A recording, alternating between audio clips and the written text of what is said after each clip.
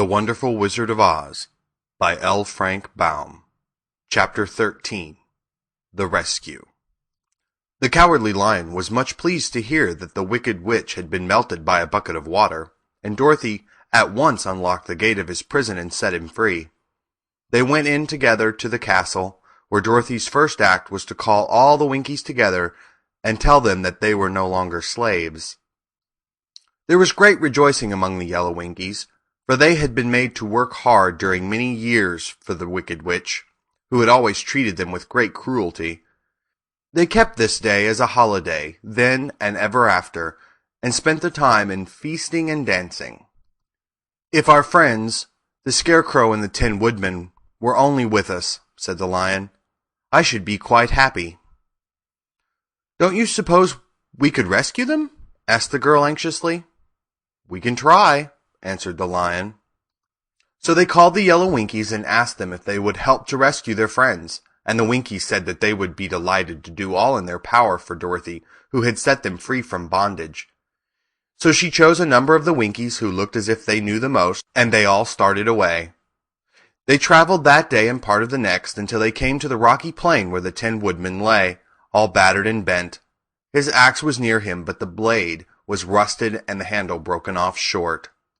The Winkies lifted him tenderly in their arms and carried him back to the yellow castle again, Dorothy shedding a few tears by the way at the sad plight of her old friend, and the Lion looking sober and sorry.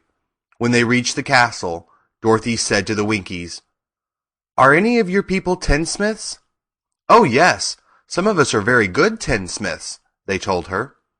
"Then bring them to me," she said. And when the tinsmiths came, bringing with them all their tools and baskets, she inquired, "Can you straighten out those dents in the Tin Woodman, and bend him back into shape again, and solder him together where he is broken?" The tinsmiths looked the Woodman over carefully, and then answered that they thought they could mend him so he would be as good as ever. So they set to work in one of the big yellow rooms of the castle, and worked for 3 days and 4 nights, hammering and twisting and bending and soldering and polishing and pounding at the legs and body and head of the Tin Woodman, until at last he was straightened out into his old form, and his joints worked as well as ever.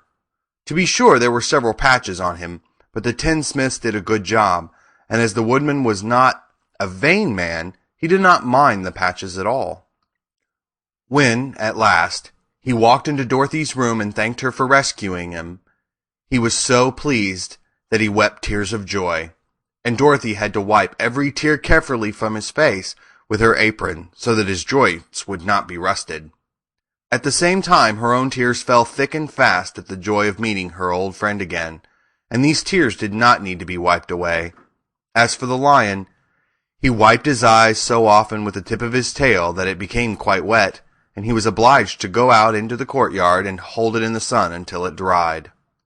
"If we only had the Scarecrow with us again," said the Tin Woodman when Dorothy had finished telling him everything that had happened, "I should be quite happy." "We must try to find him," said the girl. So she called the Winkies to help her, and they walked all that day and part of the next until they came to the tall tree in the branches of which the winged monkeys had tossed the Scarecrow's clothes. It was a very tall tree, and the trunk was so smooth that no one could climb it. But the Woodman said at once, "I'll chop it down, and then we can get the Scarecrow's clothes." Now while the tinsmiths had been working on mending the Woodman himself, another of the Winkies, who was a goldsmith, had made an axe handle of solid gold and fitted it to the Woodman's axe, instead of the old broken handle. Others polished the blade until all the rust was removed and it glistened like burnished silver. As soon as he had spoke, the Tin Woodman began to chop, and in a short time the tree fell over with a crash, whereupon the Scarecrow's clothes fell out of the branches and rolled off on the ground. Dorothy picked them up and had the Winkies carry them back to the castle, where they were stuffed with nice, clean straw. And behold, here was the Scarecrow, as good as ever, thanking them over and over again for saving him. Now that they were reunited, Dorothy and her friends spent a few happy days at the Yellow Castle, where they found everything they needed to make them comfortable. But one day the girl thought of Aunt Em and said, "We must go back to Oz and claim his promise." "Yes," said the Woodman. "At last I shall get my heart." "And I shall get my brains," added the Scarecrow joyfully. "And I shall get my courage," said the Lion thoughtfully. "And I shall get back to Kansas," cried Dorothy, clapping her hands. "Oh, let us start for the Emerald City tomorrow." This they decided to do. The next day they called the Winkies together and bade them goodbye. The Winkies were sorry to have them go, and they had grown so fond of the Tin Woodman that they begged him to stay and rule over them and the yellow land of the West. Finding they were determined to go, the Winkies gave Toto and the Lion each a golden collar, and to Dorothy they presented a beautiful bracelet, studded with diamonds. And to the Scarecrow they gave a gold-headed walking stick to keep him from stumbling, and to the Tin Woodman they offered a silver oil can, inlaid with gold and set with precious jewels. Every one of the travelers made the Winkies a pretty speech in return, and all shook hands with them until their arms ached. Dorothy went to the witch's cupboard to fill her basket with food for the journey, and there she saw the golden cap. She tried it on her own head and found that it fitted her exactly.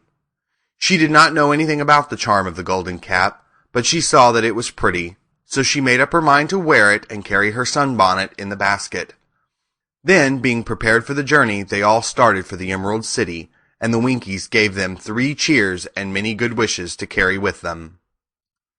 End of chapter 13.